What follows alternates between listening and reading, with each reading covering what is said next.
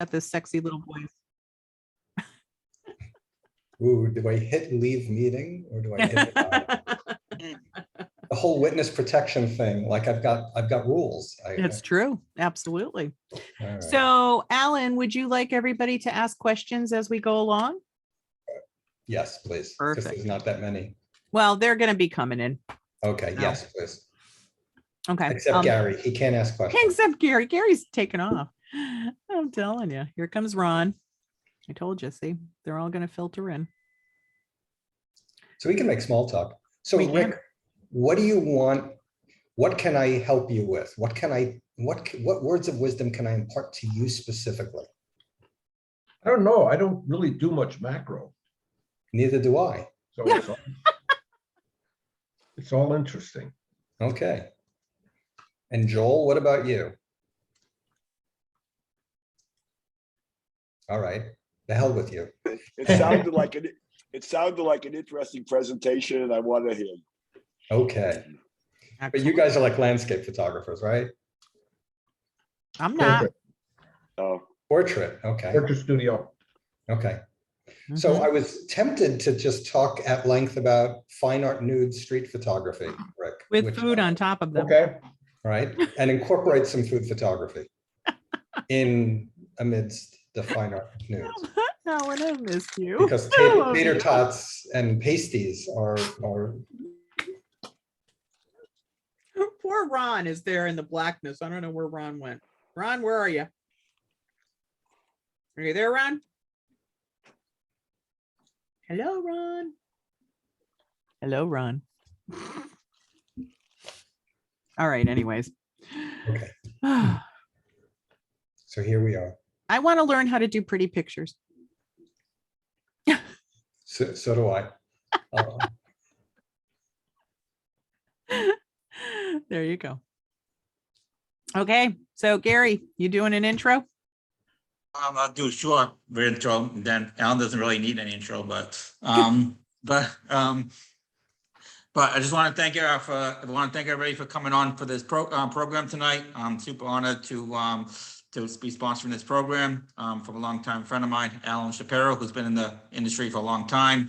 I think everybody knows who I am. They know what I do. So I don't really need, you don't really need to hear about me. But if you ever need anything, looking for anything, please reach out to me, send me an email. I'm really here to be here to be a resource to you guys, be a friend to you guys, and help you out in any way possible. And I really mean that. So please, if you ever need anything, looking for anything, send me an email. And if you're not using me, give me an opportunity to use me and give me a shot at the business. So that's really all that I have to say.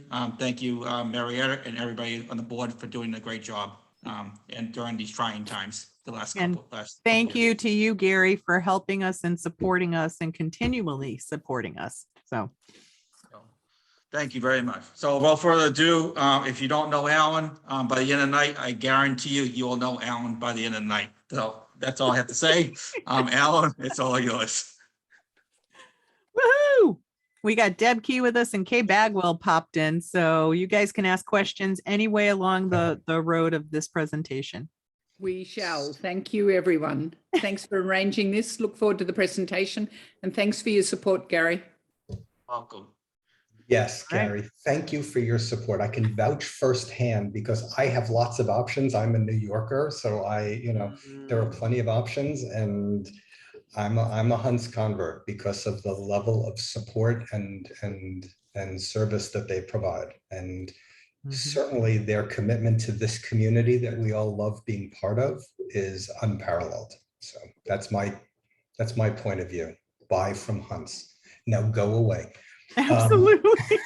Okay, I'm gonna go away. You guys can have a good night, and I'll say go Celtics. Oh God. Oh man. Go. All right. See you later. Have a good night. Bye. Yeah. Thanks, Gary. Yeah, bye. Okay. All right. Without further ado, Alan Shapiro. So a little bit about me.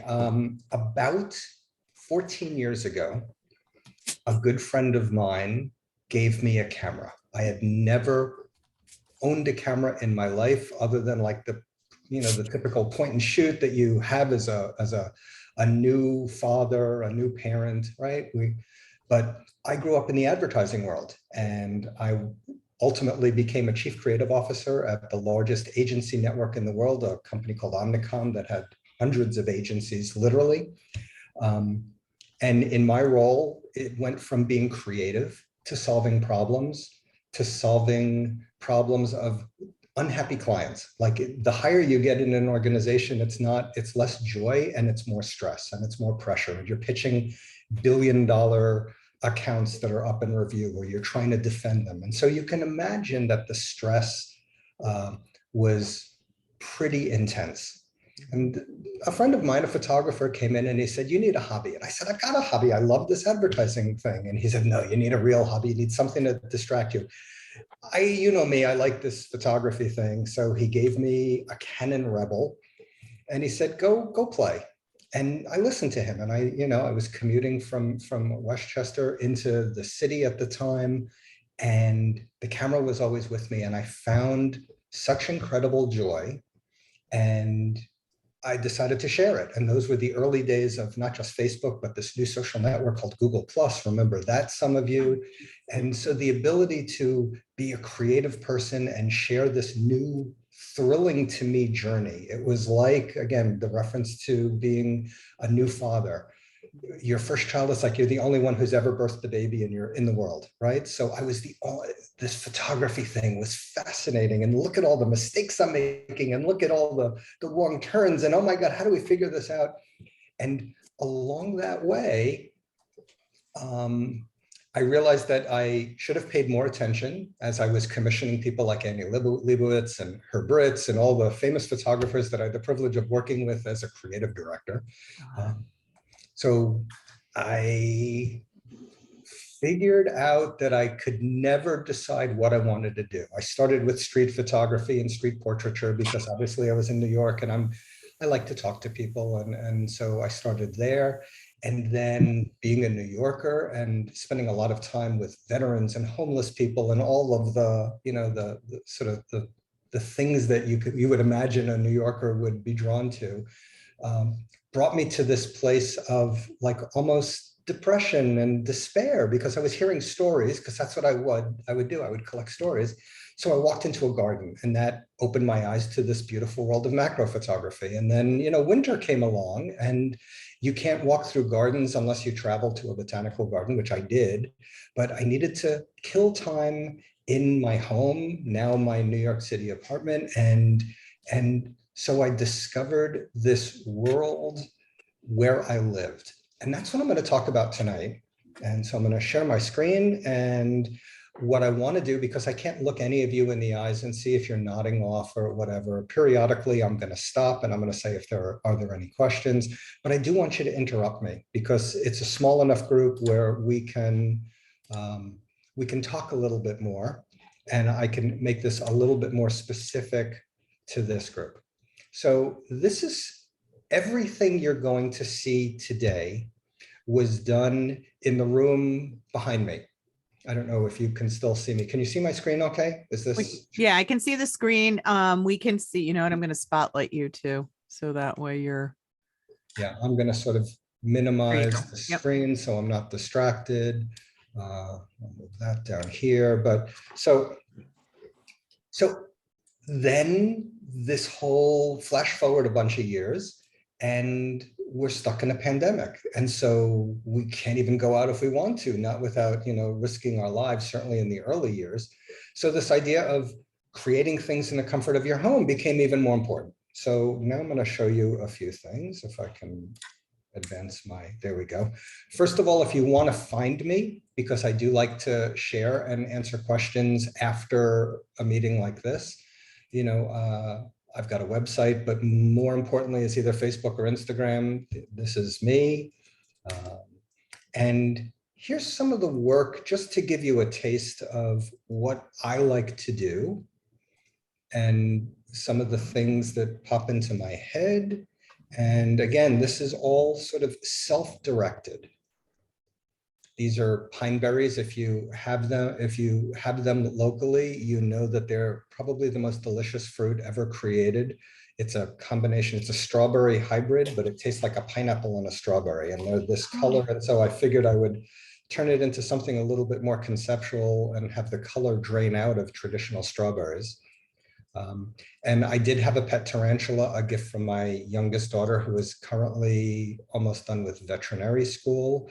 So we have always been in an animal household. She gave me a tarantula as a housewarming gift, and I was petrified of it for the first couple of years that I owned it. And finally, I worked up the sort of the guts to take it out of its cage and see what it would be like. And needless to say, I needed to find, she was kind of lonely sitting in her cage. And so I went and found her a couple of friends that she would not be afraid of.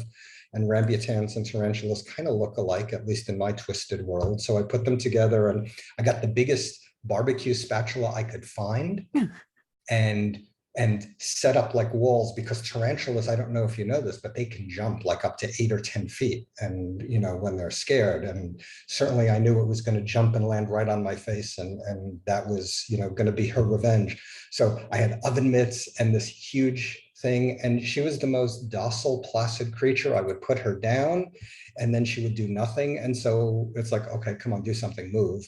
And I would sort of slide a spatula under a leg and lift it up, and she would hold it there. And so I would take a few shots and then, all right, do something. And she would just hold still. So I would slide a spatula up and raise the other leg. And, so she became one of my favorite models ever. That is amazing, Alan. Oh my gosh. What? I mean, did you actually hold the tarantula Yeah.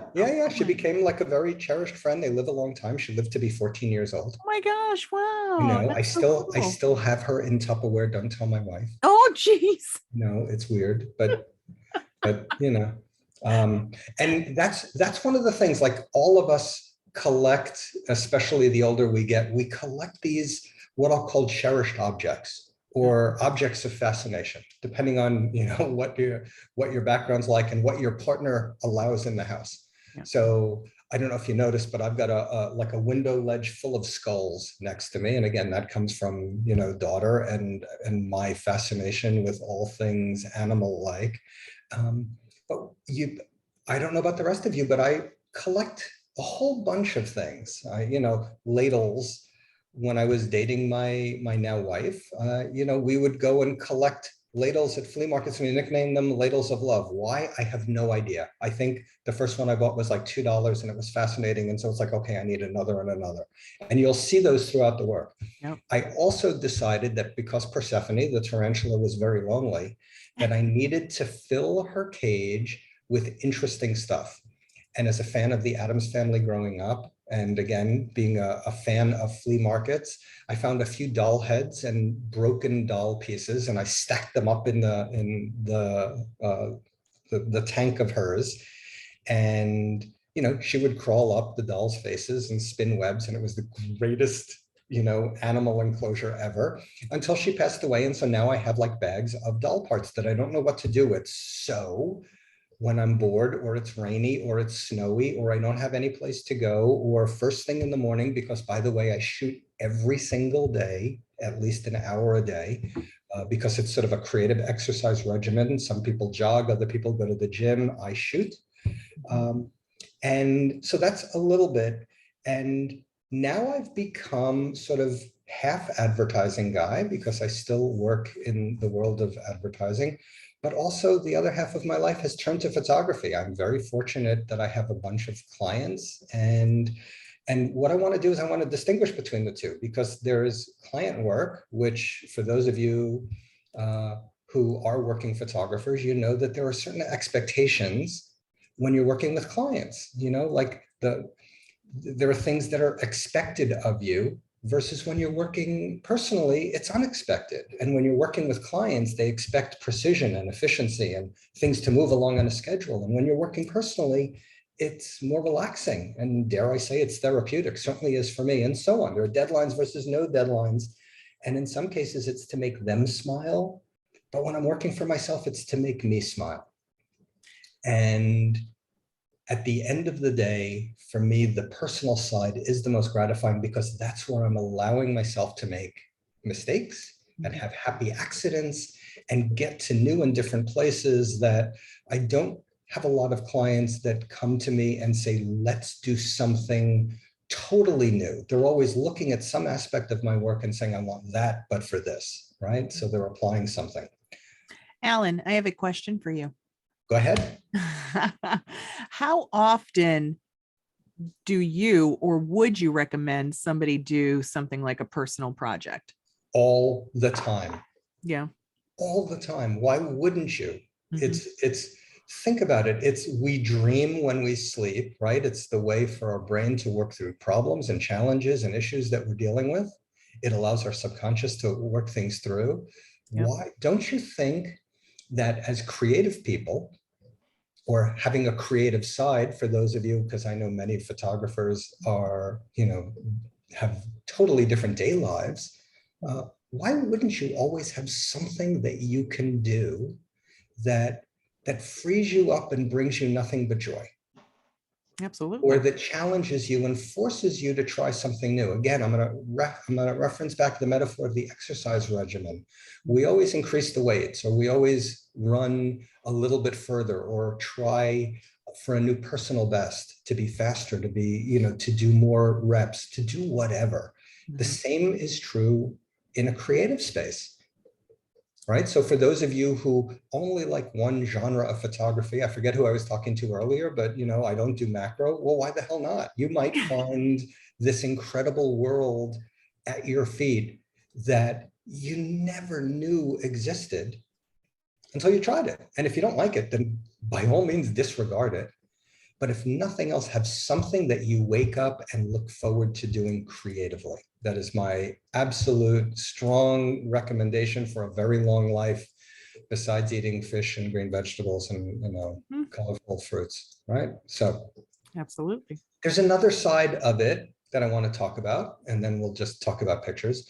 For me, there's this absolute Venn diagram of what we all do. We each have a story to tell.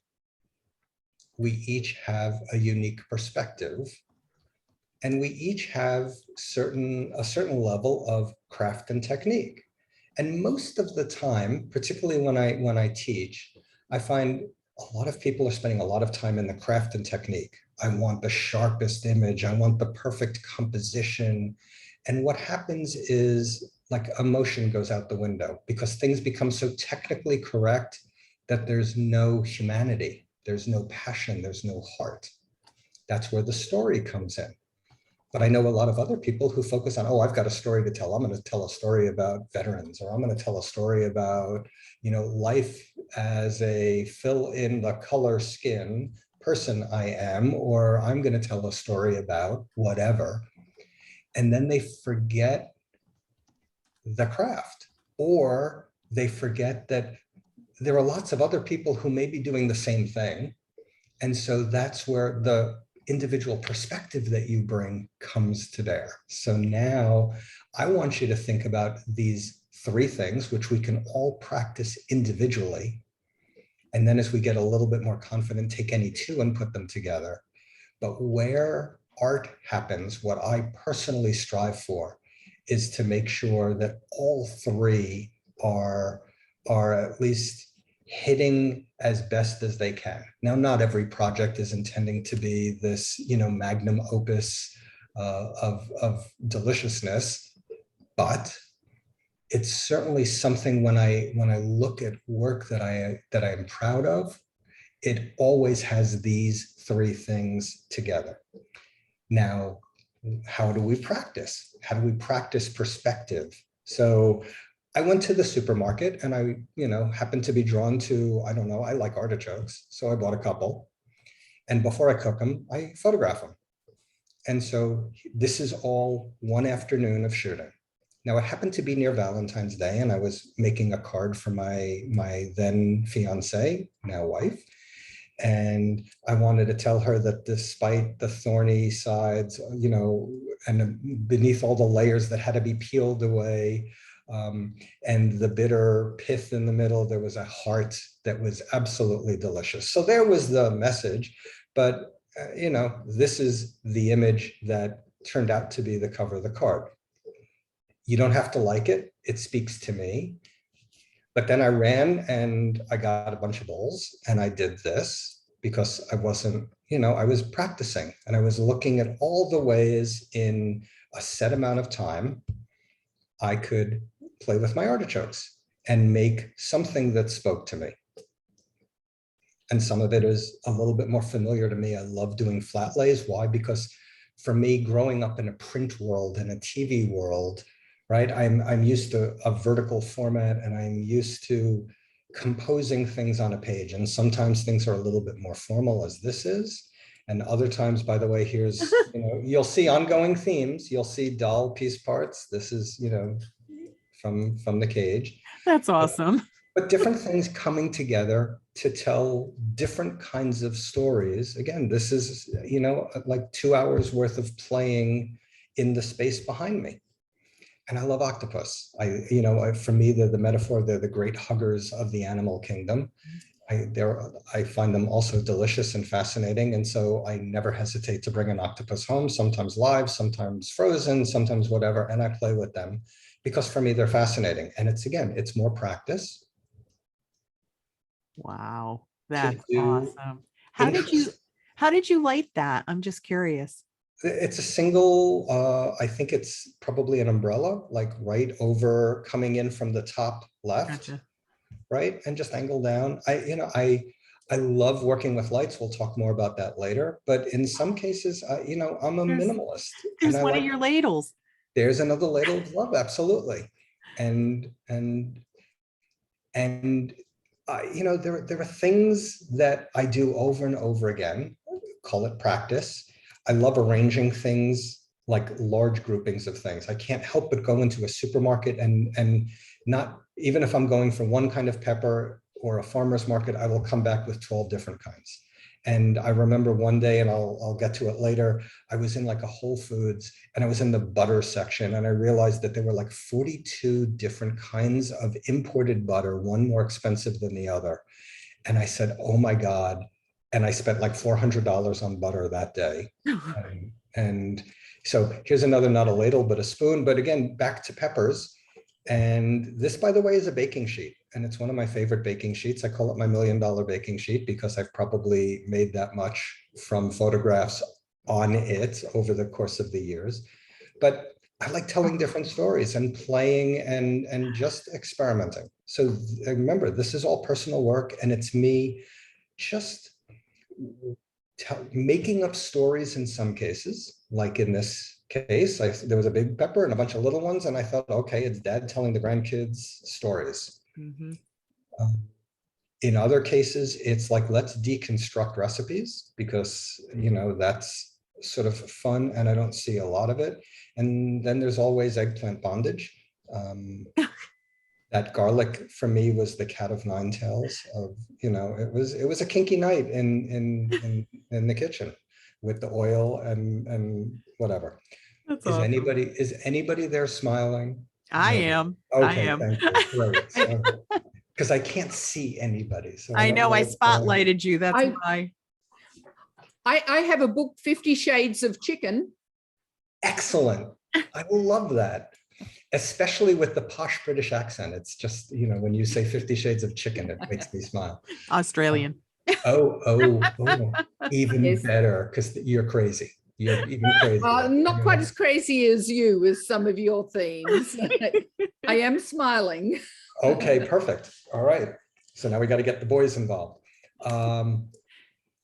I have a lot of friends at all the local farmers markets. I'm not far from Union Square. And so there's always something a little bit more interesting. And on this day, I happen to be drawn to this perfect honeycomb square. And I thought I would, play with tea and honey and see what came up. And so here is a little bit of a creative exploratory as it got more. I still can't decide which way I like this, but I think this is one of the things that I ended up recreating for either Food and Wine or Bon Appetit. I don't remember at this point. And again, more like lots of colorful things and let's make patterns and mandalas and see what happens. And again, here's one kind of story, more of let's create a beautiful design in a simple way. And now I went to the circus sideshow of freaks because there are some freaky carrots out there, right? are, We've yeah. seen them. And then there was this, and you know, I don't. So again, we're just playing, and you know, I can't tell you how much time it took me to figure out how to create carrot juice because I wasn't going out. It was like a rainy day and I didn't want to go back out. So it's like, okay, it's not really orange juice, but I happen to have some turmeric, and you know, I was playing, and I probably spent more time mixing up like a little shot glass full of carrot juice so that I could create the carrot accident. Anyway, so That is amazing. I'm sorry.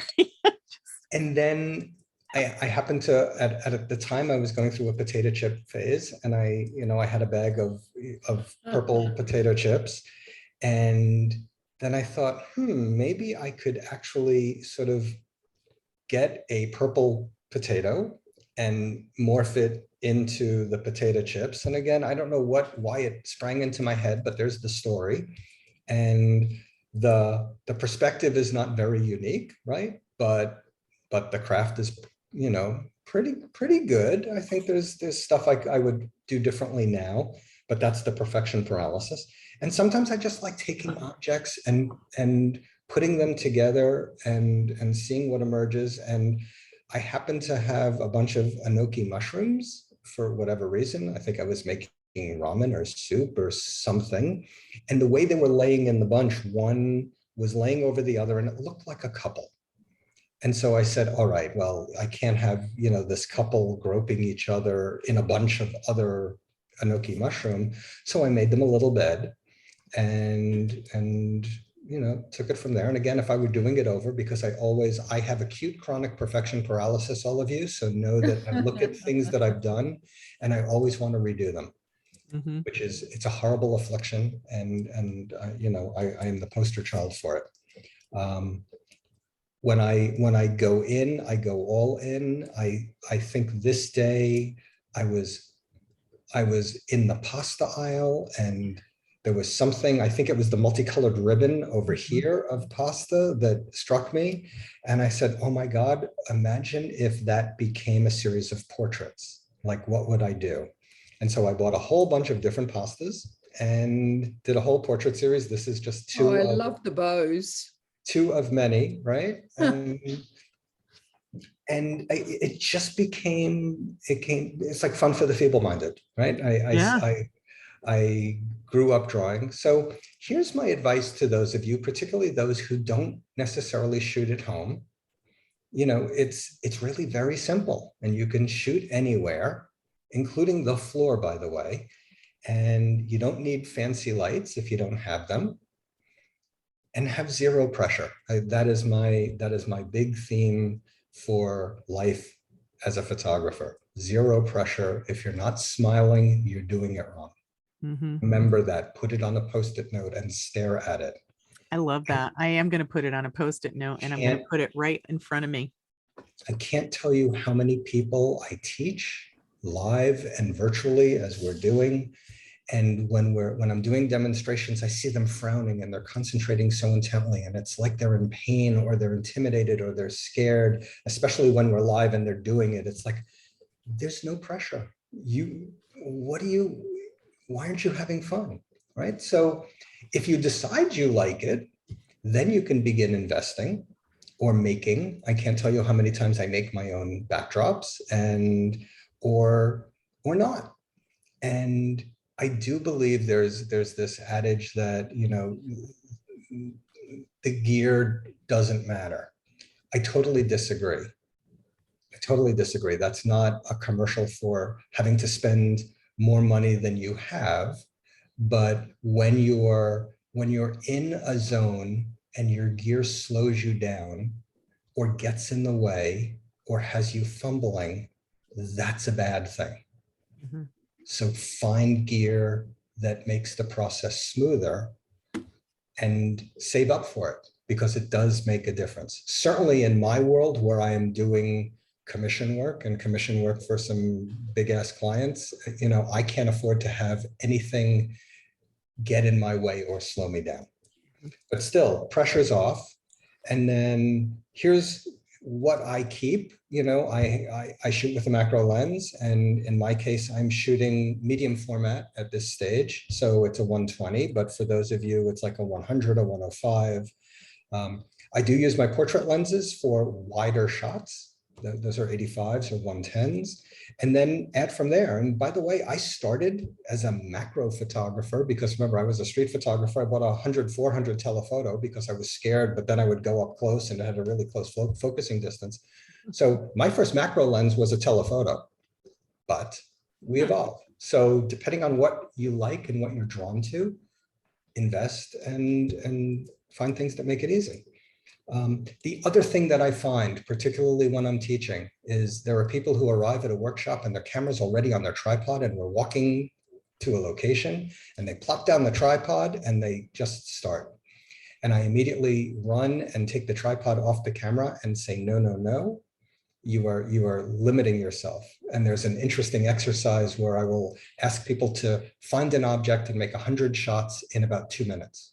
And their eyes, you know, their heads explode. Mhm. But you have to trust that your brain works much faster than your finger, but your finger will keep up. And what you're doing in that first exercise is you're studying your subject and you're going on autopilot and you're exploring it from every angle. And now so you're getting familiar with the object. And this applies to still life in a studio as much as it applies to, you know, street portraiture or macro photography in a garden, my 3 favorite kind of different genres that I play in. But then we stop and it's like, all right, did you find something good, right? And people say yes. And I said, how many of you thought to change your lens? How many of you thought to change your shutter, your aperture if you're in a garden, you know, your f-stop and so on? And everybody forgets because 100 shots in 2 minutes, I can't do that. It's like, okay, well, now what I want you to do is I want you to spend 5 minutes and I want you to make 20 shots. And I want you to remember that you have controls at your hand and you can play with exposure compensation and you can maybe explore a different lens or 2 in the process. And now we'll stop and it's like, go through that. And now you're finessing. Now make 1 shot and make it perfect. And that's the time to lock in on your tripod. That's the time. That makes sense. Right? That makes total sense. Yeah. So too many people just go right into perfecting rather than exploring. Mhm. So now in terms of studio photography, you know, white and black cards and tweezers and X-Acto knives, it's irrelevant for right now. You can ask me questions after this, but like there are little stupid things that everybody has, including rubber bands are the perfect way of propping something up that would normally roll around. Just double up a rubber band, lay it down and use that. Or a shot glass is a perfect prop for raising something off a surface and you get beautiful shadows that way and this ethereal quality. And then start playing and experimenting. And in this world of camera clubs where we have audiences, or social networks where we have fan clubs or audiences or friends and colleagues, see first what you like and respond to and what makes you feel uncomfortable. And then do the same thing with the people who are responding to, but discount that heavily because everyone's going to have a different opinion. Here's another quick lesson. If I were to photo critique and I took my work and I brought in 5 photographers, I would get 1 set of opinions. Mhm. If I brought in 5 family members, I would get very different opinions. If I brought in, particularly with my work, 5 psychologists, they would have a field day. and so on. And so like the point there is none of these opinions matter except your own. So again, go back to what makes you smile and what piques your interest. And this gets back to the question earlier about personal projects. Mhm. And really, really think about what makes you uncomfortable, because that's where the growth is happening. And that's where there's lots of room to play more. So here's where I sometimes play. I just get a light box, Mhm. and I let flowers go to a point where they're falling apart, and I drop them on the light box and I see what happens. This started as an accident. I dropped, I had a flower that was wilting and I cut it off its stem and it fell out of my hands before I had a chance to artfully place it. And I got this. And then I became fascinated by it. So it became, an opportunity to explore. And then there are other opportunities to explore. And here, if you're doing it at home, the reason I like shooting on white for some projects that I give myself, it's because it gives me an opportunity to really focus on composition and gesture and expressiveness and this aspect of anthropomorphication or anthropomorphization, it's either way, where somehow inanimate objects, when they're placed together, start to take on human characteristics. Yep. And that fascinates me. So I imagine flower couples having conversations or staring at each other or, being on a first date and being curious about what's going on. And just playing with simplicity and minimalism. Now, these are all laying down on a flat light box, just laying down. And there's no other light, just the light no other box. light, no other light. And I crank up my exposure compensation. Mhm. I'm using spot metering. Like, we could talk technical stuff all day long, and then I also love working in black and white. It's probably my favorite medium. Despite how colorful most of my work is, black and white brings me such joy, because here's a secret I don't share too often. I am colorblind, or I'm color deficient. So the colors Wow. that I see are not necessarily the colors that other people see. Mhm. So black and white is a great equalizer. But also, I love objects that are past their prime. I love old spoons and ladles, obviously. I love old surfaces, and I love when flowers get old, because it's a metaphor for me as I'm getting older.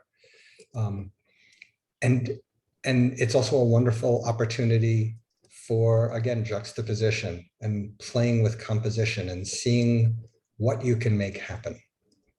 It's also an exercise later, because this is a wonderful thing about photography. It's a two-step process. It's the shooting and then it's the processing.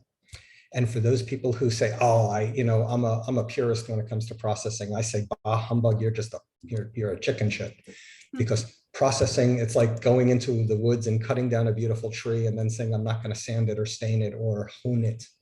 So the processing is the other side of the art that we're striving for. The other side of the craft and technique comes out in processing, which is very subjective. And so I don't care if you like or don't like it, but I do want you to appreciate the thinking that goes into making things unique to express your vision. And that's where processing becomes a little bit important, because my guess is if we took 100 great photographers and gave them the same subject, the same flower, the same piece of fruit, the same whatever, you would get things that are more similar than different, obviously, depending on how much you challenge them to be different from each other. No different than the lineup of photographers at a national park waiting for sunset over Yosemite or Half Dome or wherever you are. You're going to get a lot of similarity. So the opportunity with post-processing is to further express what you saw and how it made you feel, and to imbue your level of emotion into it. And sometimes it's just making a mess. Now, black is the opposite of white. And so it's equally simple to explore. This is just a black piece of velvet and a flower propped up. And again, back to just starting simple and seeing the beauty and the posing that is possible in inanimate objects. I love peppers because I think they're so expressive, and I guess I'm an Edward Weston fan. By the way, did you know that his famous black and white image of peppers was a 5-hour exposure? No. Yes, because he was working with a large format camera that had such an extreme aperture that it was 5 hours and I think 7 minutes or something crazy like that. Didn't Wow. he also use sunlight, so the light changed during the exposure? Yeah. It didn't matter. It was Edward Weston. Right? He could fix it in the darkroom. There you go. Right? So, this is just me playing around, and there are certain things that I'm drawn to. I love working, like I said earlier, with flat lays and just looking down on things. And I love working with circular objects and old things and color, and just playing around with what I can make happen and how I can make things look with things. These are all things that I had in my refrigerator. Another exercise that I tell people is, if you're bored one day, go into your refrigerator and grab one thing off the refrigerator door, like where the condiments and dressings are, and then grab another thing from the crisper tray where like the vegetables and cheese, and then grab something else from one of the other shelves, and go and just with 3 objects, go and make something and play around until you get something that fascinates you. And then, feel free to add spices like salts and peppers and whatever. I think I've got about 30 different kinds of salt in my collection and an equal number of peppers. Who knew there were that many peppercorns, but there are. And that's to go along with all the butter that you bought. It's crazy. It's coming up. It's coming up. I can't wait to see Yeah. it. So spoons, and just here's another rule I have, or an assignment I give myself: when in doubt, make a pile. So inspired by, oh my God, I'm blanking on his name. Who did the famous frozen vegetable thing photo? Oh God. The frozen Oh, vegetable I'm thing. embarrassed. Doesn't matter. But I was in an H Mart, which is a large Asian market. I think they have them in Connecticut, and I was just looking in the freezer section, and I saw all these things, and I bought a whole bunch of boxes, and I brought them home, and I just started playing. And here's one of the butter series, That's awesome. right? And one day I just had a lot of stuff, and I just decided I would cut it all up into squares, and I would start making what I call food Jenga. And you saw the piles in the very beginning of the presentation. And On deconstruction. yeah. And the same Oh, thing that's applies. Like I love just stacking things and seeing what I could make people feel. That background, Yeah. the one before that, was Yeah. that like just like a box No, it's 2 pieces of barn board. just together? Yeah. I mean, you see the horizon, right? Yep. And so this is one board. Each board is about, I don't know, maybe 30 inches wide by 4 feet. Wow. And they happen to, one of the seams happened to line up. This is pure coincidence. Wow. But as we're driving around, and I have this little convertible where like we'll go for a ride in the country, and we'll scavenge for wood. We'll drive up to abandoned, buildings and whatever, and look in piles, or we'll go to a lumber yard, and we'll, the ones that specialize in reclaimed lumber, and we'll ask for cast off pieces, for remnants. Same thing in tile shops. Like backgrounds are to be found for free everywhere. So, and again, more ongoing themes. I don't know what I'm thinking. My grandchildren, when they're grown up, will hopefully look back at their grandfather's work and say he was kind of strange, wasn't he? But he was pretty cool. He was fun to hang out with. Like what the hell is going on? I still don't know. But I was drawn to the tulip and the gesture of the tulip. And then I ran and I got a possum skull, and then I had to throw a wishbone in, and I don't know. It's just art therapy. And I love the fact that you said that, art therapy. And it's like, because I do find myself being so immersed in just every day, and I don't allow my brain to let go. Yeah, that's where, like, go into your junk drawer. Everybody has one. Oh yeah. and like literally take the whole drawer, dump it out, and make a composition from what's in your junk drawer Mhm. or your medicine cabinet, or pick something, or like the flotsam and the jetsam on your bookshelves. So like this is like playing this and this and this were all done on the same day. And it was just me, okay, I don't know why I said, of course I know why I saved the wishbone, because I was going to make a wish at some point, but how it ended up like this, my bonus kids lost their father to COVID about a year and a half ago. I'm sorry.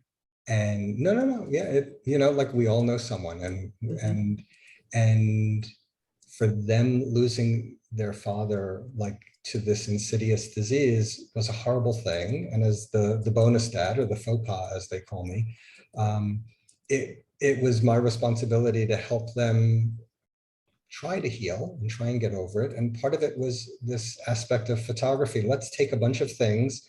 So he was a salesperson and he was very old school, and he carried around these little notebooks, and he had a very particular clicky pen, which you see here. Mhm. And he had just, like a few years, now he had divorced my wife, and he had divorced a while back, but he had built his dream house on the water in Long Island. And he loved collecting sea glass and shells. And so for the kids and I, we made it an ongoing project to create like memories, totems in his honor that fill their walls and allow them to gather up memories of his, and we turned it into art for their walls. And so, is this anything to anybody but them? Absolutely not. But to them, it's the world. And I think we all can take a lesson in that, either for friends, for family, for people who are working through things. Photography is a wonderful way to work through things. So again, back to personal projects. And then when you go to the farmer's market and they have wonderful dinosaur plums, you just come back and you play. And in this case, I came home with chive blossoms because I was cooking, and I had just bought a new set of dishes, and I decided I would play before I cooked and before I, put the dishes away. So I just ran behind me to the studio and started doing this. And here's another one of the dishes, and I happen to have a lot of strawberries. So it's like, this is just quick. I think this took 10 minutes, probably because I had to pick out the perfect strawberries and arrange them just so, and they kept rolling or whatever. And this was a different time. I came back with a bunch of vases from some place, and I had some old flowers, and I wanted to start composing things. And I put one flower in, and of course it was an old flower, and its head fell off. And rather than grumble and frown and push it aside, I decided, oh, let me make it work. Let me see what I can create. So this is practice. This is not anything that I would ever put in a portfolio, but it's a happy accident that you can make into something that speaks to you.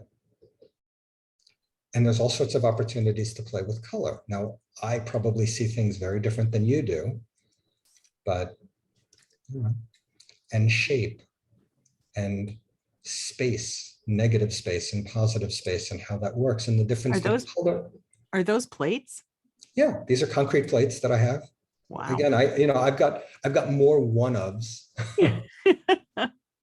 And I have lots of friends who are ceramicists and artisans, and I collect creative people. Yep. And in a lot of cases, so by the way, this was a mistake.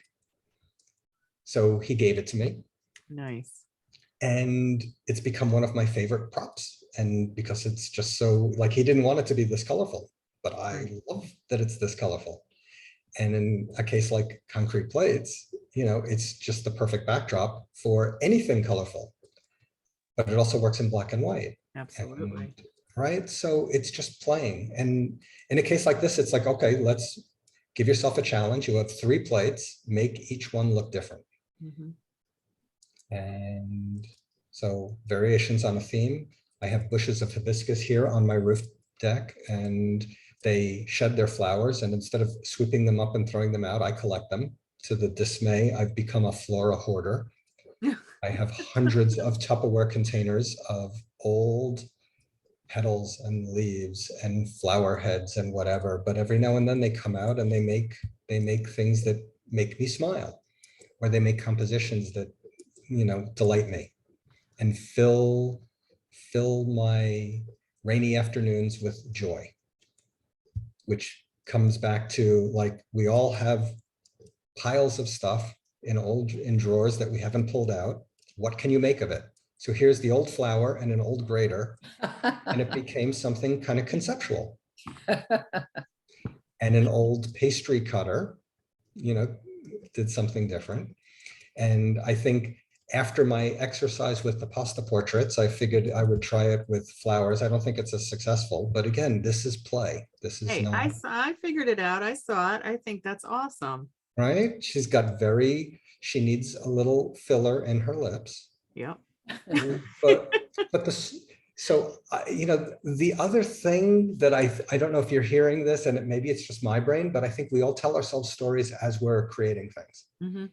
right? And so, you know, I have this whole persona for this mythical flora person, you know, who wanted a nose job when she was younger and her parents couldn't afford it, and then she came to embrace her nose, and right. And so the creative mind, as I'm telling myself the story, all of the crap of the workday is gone. It's totally gone.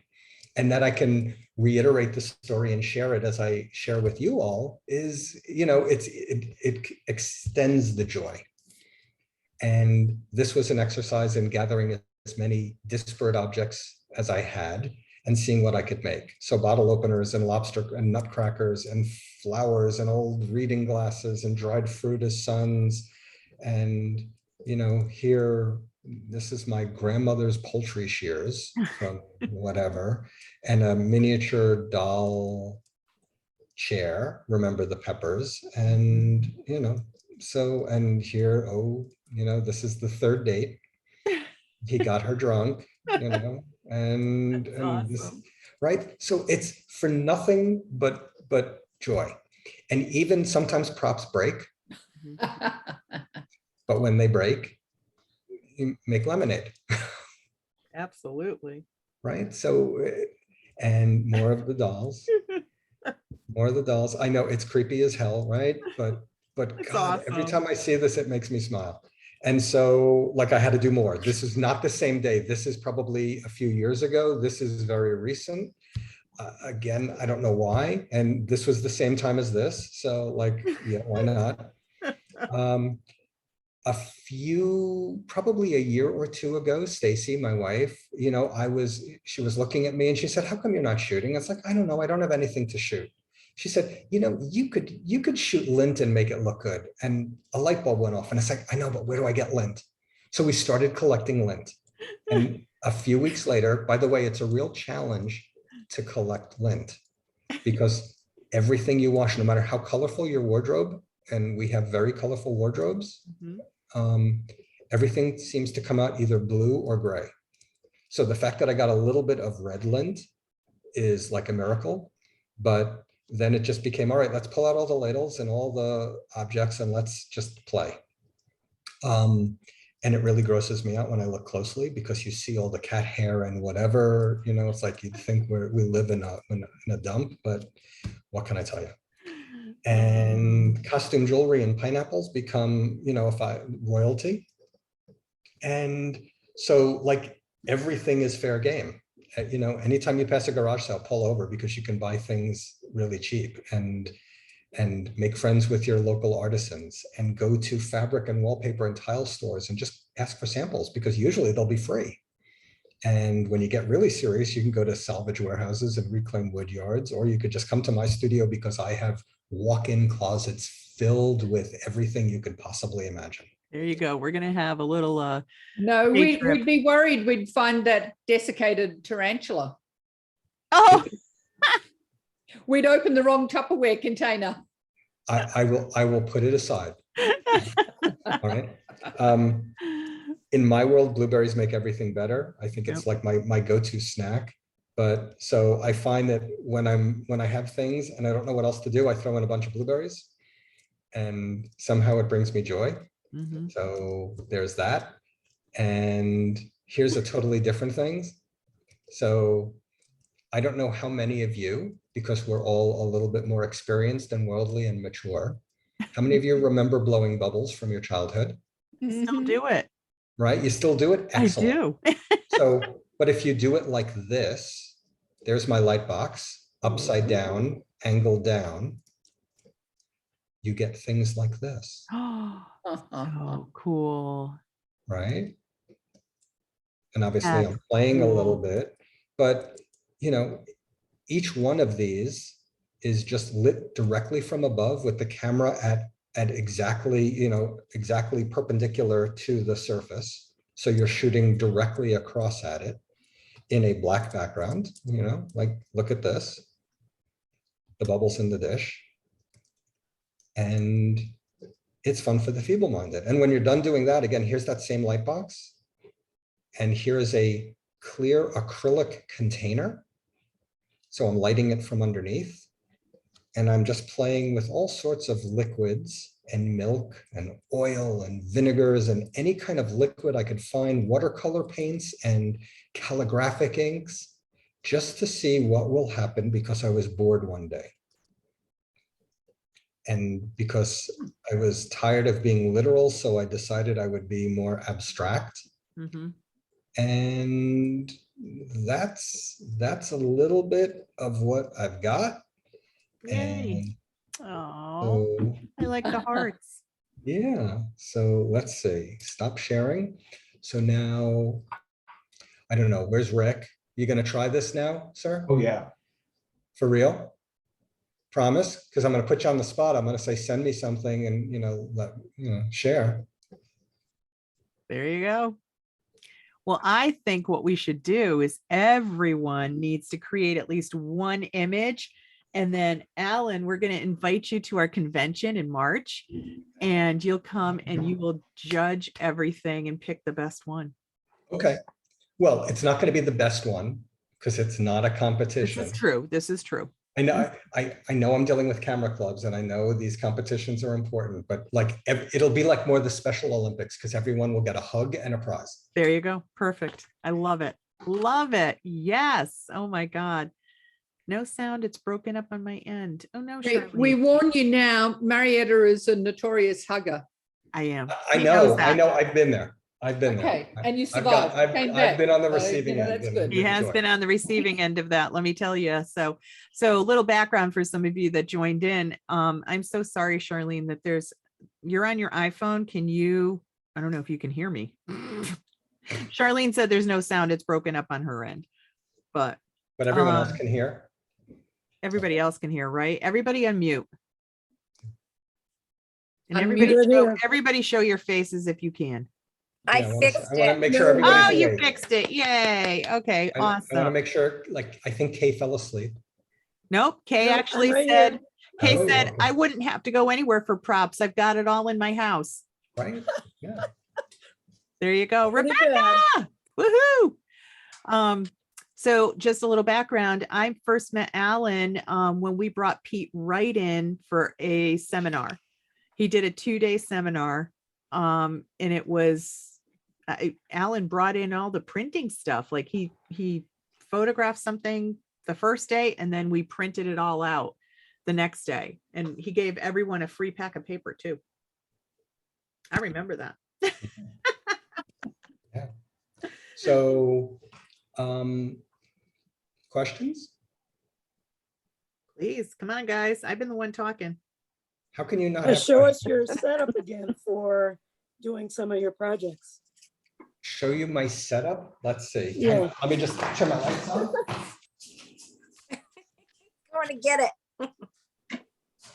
Absolutely. Okay, so this is the light box. Look how thin, Holy Wow. cow. right? Mine's not flat. Mine's like Really? thick as anything. I know. Well, so this is from a company named Kaiser, and they make super thin light boxes and the clarity is exceptional. And they have different sizes. I literally have smaller ones that I put in my backpack And I use it as a light source Oh, yeah. when So who I'm made out on those? location. Kaiser? Kaiser. It's called a slim light.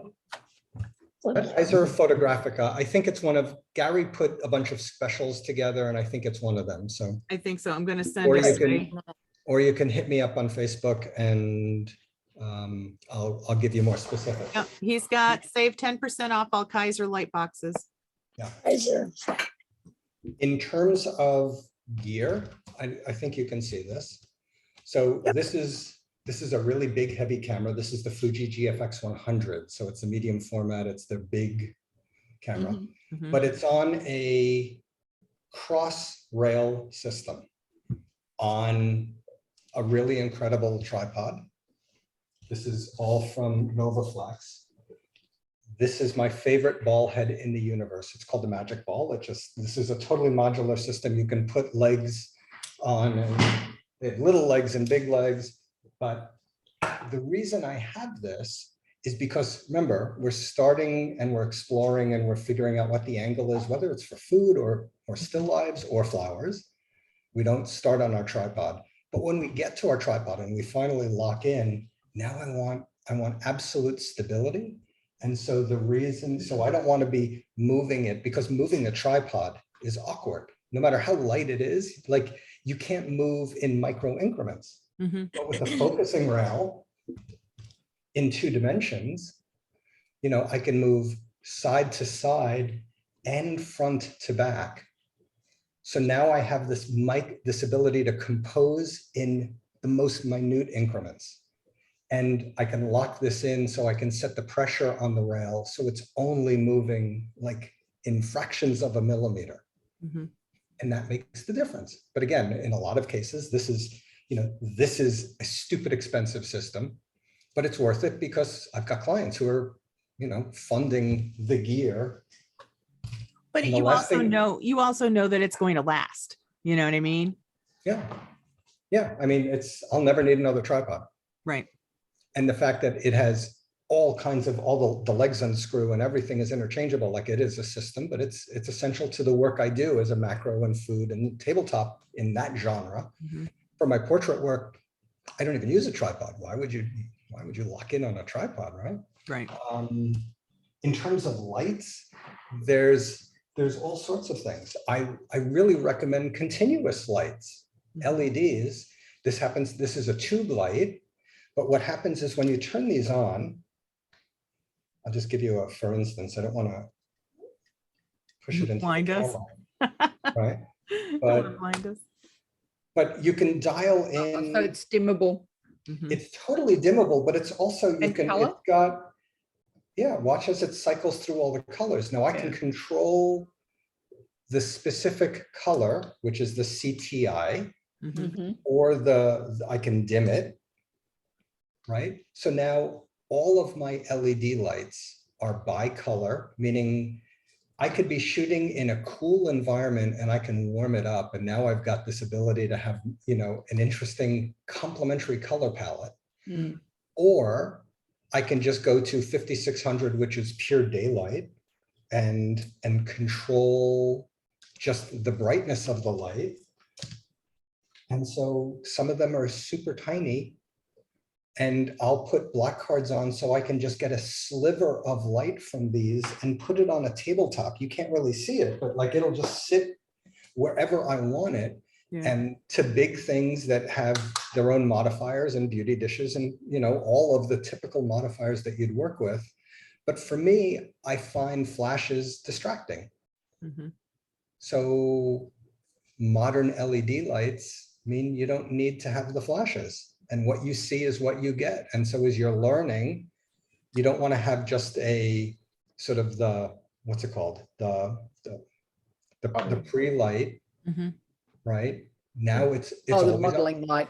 Yeah, the modeling light, thank you. Mhm. You don't want to have that always on because it's not replicating the actual light that you're going to get. I'd rather have it on and then totally be able to control the color. Because for me, that is part of the excitement of it. Do you have a small studio area where there's no light or negligible light, and then you're introducing the light So with all of that? here, my New York apartment is all glass. every, Yeah, that's what I was wondering. right. But I do have a studio Mm-hmm. that is, can totally be blacked out. Mm-hmm. But you can go into a shower. You can go into a bathroom and make it a studio and close the door. And literally with a flashlight, with a little pen light, you can make a little mini studio anywhere. Yeah. Set up a chair and drape a piece of fabric over it. And now you've got a totally dark enclosure, assuming it's the right time of day. And so. Like a So little dark tent. Yeah. Hmm? Get imaginative. Yeah. People did wonder when I sold a house years ago why it had a red light in the bathroom. I was developing my own film and paper. Oh, because you went to Amsterdam once and you were inspired. Yeah, that's it. and- Yeah. Yeah, see, I told you, Australians. Charged extra for it too. They're crazy people. Absolutely. Oh my gosh. I mean, I can't, I knew you were going to be good because I already knew how you were. And I just absolutely have to thank you because, like I said, I end up getting so far into my head that I don't allow myself to play. I don't play. How many of us here don't play? Not as much as you should. Or So- don't play as much as you should. Yeah, exactly. Hey, Alan, are those LED lights, are they photographic or did you get them at Home Depot or something? No, Are they- these are all available at Hunt's Mhm. At Hunt's, yeah. or wherever you choose to buy your photo gear. Okay. I Look, have to show you one of my favorite little lights. yeah, I've got one too. I've got, A little cube light. I have, these are underwater scuba lights. They're waterproof. It's bright. Oh, they're stellar, are they? Yeah, Oh, God. And because it I like flashes. shooting in the rain. I love, give me a rainy day and I'm off to the botanical gardens and I am like a pig in shit. Am I allowed to say that? If we're Yes, you recording? are. Don't worry. Right? You're good. You're good. Because then everything's glistening and I don't care if I get wet and my cameras are waterproof. So what the hell? It's beautiful. And there's And- fewer people to bug you. And there's no one, well, yeah. Right. Or you're like me and you buy into a level of membership at gardens that give you early access. So literally Oh. just about every day in spring, Mhm. I am at the botanical gardens here in New York at like 6 o'clock in the morning.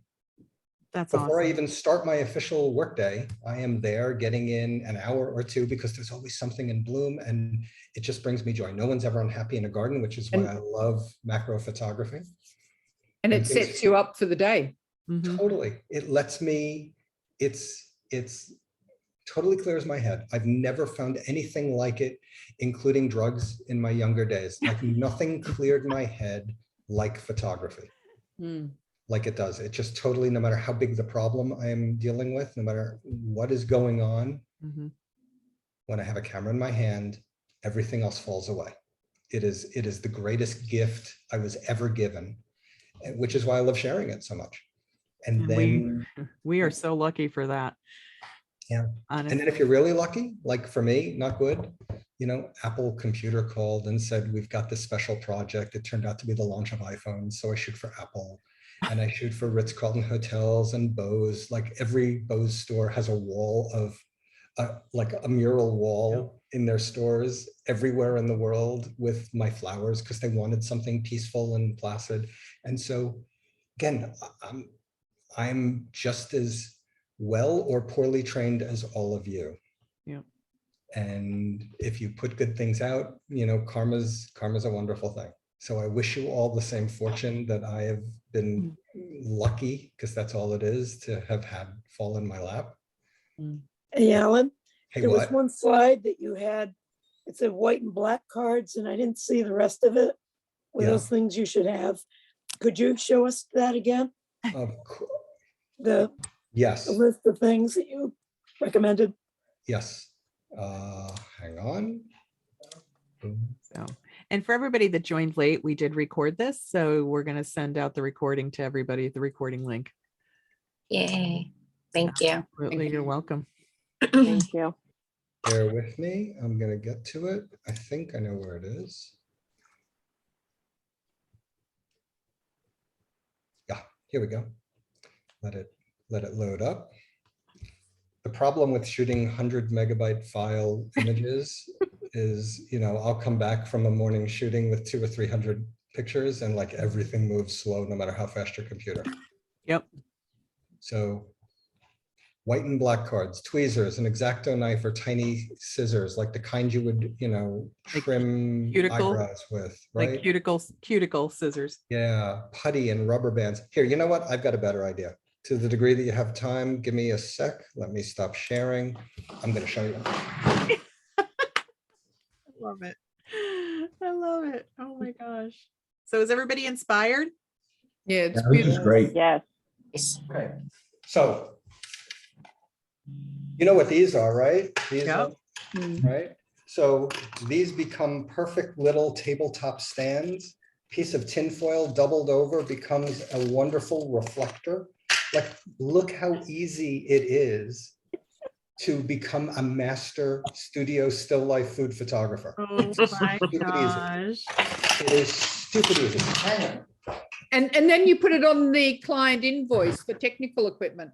Yeah, exactly. Oh my gosh. I never would think that. I mean, I don't let my brain go there. I think that's the problem. I have to get like, Spray bottles, oh, For misting. right? With glycerin or just water or whatever. Either. Yeah. Because sometimes you just want to move something and you don't want to get your chubby fingers in the way. X-Acto knife, a brush. By the way, this is in my camera bag too. I have like this survival kit Mhm. because for me, when I shoot flowers, sometimes the flowers are dirty stayouts and they need, it's like A little after a bit of night at the pollen club, or their makeup something. runs, they've got pollen everywhere. Sometimes it's beautiful. night at the club. Sometimes you just want to touch it up. And little, Yeah. right? So this is a dimmable light. If I'm in a garden or if I'm in the studio and I just want to hit a tiny little beam of light, I don't want to shine it into your eyes, but like these are tiny little tools. Do you ever order pizza? And sometimes they come with these things in the middle. You turn them upside down and boom, you can put something on top of it. Have every size rubber band, Great idea. right? Wow. Like putty that becomes, right? This is just Mhm.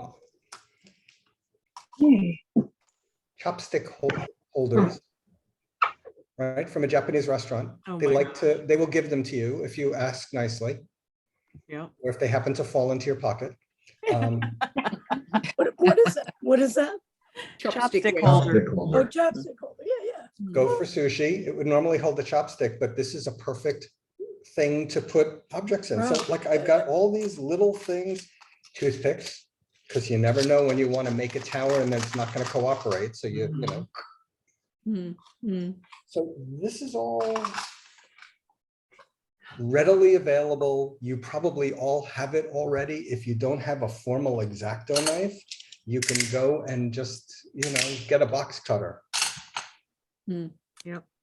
Absolutely. Oh my gosh. That's for me. And keep like dead flowers, like never throw them out. There's always like, we have vases everywhere of flowers that, we're always getting flowers delivered because we have lots of friends who are florists and whatever, because they know what I do. But then I never throw them out. They just die and they become, I'm looking at a and they vase. of become dead flowers subjects. in here. Like aging strippers, aging dancers. Like Aging they're gonna show you everything.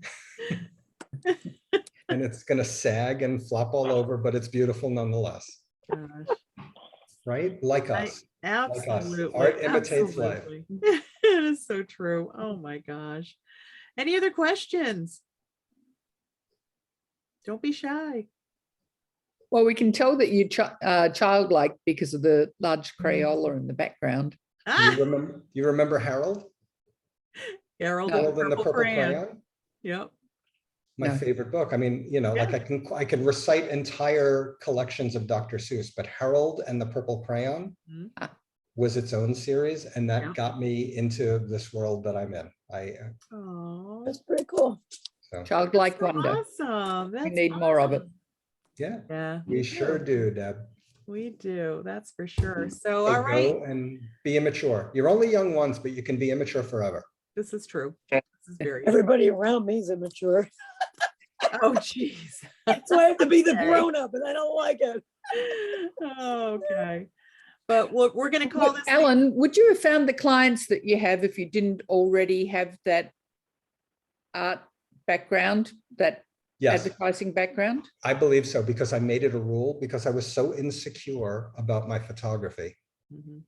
Like, I am a really good advertising thinker. I know that, right? Really, really good. I got to the top of the world. I knew that. But because photography was a hobby, I drew a very hard line. And so all these clients didn't know that I was an advertising person until we got to know each other. And then it's like, hey, oh my God, you worked at Omnicom, like, so it was totally separate. Mhm. I attribute it to sharing Mhm. and documenting the work and the process and my thinking along the way. Again, I am a storyteller, right? It's my life on both sides, visually and my career. Mhm. So the aspect of documenting, not just with a picture, but with the words, became its own exercise, became a different kind of upper and lower body workout. We're going to take a picture, but then we're going to write about it. And sometimes we're going to write about it very literally. Here's what I was feeling. Here's what I did. Sometimes it just becomes an opportunity to springboard, and it becomes a creative writing exercise, which if you follow me, and I'm not saying you should, but I spend a lot of time on my social channels just writing, because it's its own creative outlet for me. Right. So it's fun. It's fun to tell a story that is somewhat related or sometimes not related, and see where that takes me. So there's, it's just every opportunity I can to think differently about whatever it is going on in all of our lives, right? I do rant a lot about politics, although I'm not, I try to stay agnostic, but God, we're, Connecticut, New York, we know how we feel, right? But we've gone into this land of stupidity, so it's fun to make fun of it. I did a series when our former president was first elected, where I was writing letters to all the other leaders of the free world applying for jobs as their royal photographer. Because I had to get out of the United States, because I knew we were just doomed, right? And so that became its own exercise, and like putting a little mini portfolio of letters. Yeah, I had a lot of people that were going to join me on a one-way boat trip down to Oz. Right. So I know. How will you be remembered, not just from your work? Yep. Or here's a different question that I'll leave you with, because I know you probably all want to go and start drinking. Yeah. Already did. Already did. If future generations, if your descendants, if your grandchildren or great-grandchildren found your work in some digital library and were going through it, what would they know about the work? So if you don't tell the story, no one's going to know. They're just guessing. And I don't want people to guess. I want people to know exactly what I was thinking, even if it was absolute ridiculousness, which it typically is. That's a wonderful, wonderful thing to think about. Yeah. Plan your museum retrospective long after you are gone. What will go up in the book, in the catalog of your work? What will be the caption of the image? And I'm not talking about a typical camera club photo caption, because I have very strong opinions about how awful that part of the process is, because titling your work is just, if you're going to put effort into putting a thought down on paper, tell a more complete thought. Don't come up with a 5-word title that a creative writer is going to do a better job than you any day of the week. Tell me your story. Tell me what you were feeling. That's a great way to put it. Deb and I just saw Brandon Stanton. So, Humans of New York guy. Yeah. And that's, same thing he was saying. He started out just by captioning his photos, with a quote from them or what they're about, so why shouldn't we do the same thing? Yeah. When we have, But interesting, he morphed more into writing, right. in-depth interviews and writing, and that's his creative journey now. But the other takeaway that we had was that he was disciplined enough to go out every single day Mhm. and spend hours, which is the discipline that you were talking about, going into the garden every day. Yeah. So But it's here- it's not Or, a discipline. or spending an hour or something. Like it's a joy, but it's also, it's just that process, that gift to yourself, the time, the exploration, it's all that sort of journey. But it is a discipline, because other people would say, okay, I'm just going to have a Netflix day, or I'm going to pull the doona over my head, or I'm going to go to the bar or do something else, And but that's you still fine. have to make that conscious effort to set aside the time and to do something new. Yeah. Mhm. You use the perfect words that I was going to use, but I want to underscore it. It's the gift you can give yourself every single day. Mhm. I It like is. it. It Why is. wouldn't you? It's And if perfect. you're not smiling, you're doing You're doing it it wrong. wrong. Absolutely. You could put that on a bumper sticker and get a whole lot of hoots and toots. Oh, right. And there's all sorts of t-shirts coming, right? Oh my God, seriously, yes. Yeah. All right, so everybody that's here, we're gonna do the Alan Shapiro challenge. I'm up for it. Good, Rick. Excellent. I Everybody up dare you, for it? Rick. I double dog dare you. You especially. We're gonna do it. And I have a couple seriously, of weathered cutting boards. I have some tarnished, really badly tarnished baking sheets excellent. and I fresh. will buy those. The I will window. buy the baking dishes from you. You have a supply of flowers all the time, Rick, from your Yeah, oh, I client. have a supply of flowers too, yeah. Mhm. But now don't just plop them down. Spend time with it, Yeah, right? Your first image, your first composition, you may get lucky. By the third or fourth, now it's skill, yeah, then it starts to get good. right? Don't settle, don't think one and done. Promise me that also, especially as you're beginning the journey. Yeah, Too many people do this, because I do this all the time. I love to teach now. It's, again, it's a privilege to spend time and share what we love. But too many people will take this challenge and do one thing and send it off, and it's awful, Mhm. awful. And it's like, they're so proud. It's like, okay, but imagine what's possible. Right. Play with it. Play, Yeah. play, and Oh, then play more. Alan, thank you so much for, sharing your time with us, sharing you with us, and everybody, it's his birthday tomorrow. No, Woohoo, it happy was birthday. Sunday. Oh, wait, Happy it was. birthday. I'm sorry. It It was was yesterday, right? Sunday. Sunday. Okay. So happy birthday. Happy Happy birthday. Happy early birthday or late? I'm not sure. Late but birthday, late Happy birthday. birthday. Okay, happy late birthday. All right. So thank you Thank you for again. everything. thanks and again. Take care. Really See good. you Alan, all. I'll be in touch so that we can, I'll send you the dates and we'll get you out here. Perfect. Yay. Perfect. Perfect. All Not right, too I'll far. see you. You got Thank it. Thank you. Thanks Thank everybody for you. coming. Bye. Take care. Thank you, everybody. See ya. Excellent.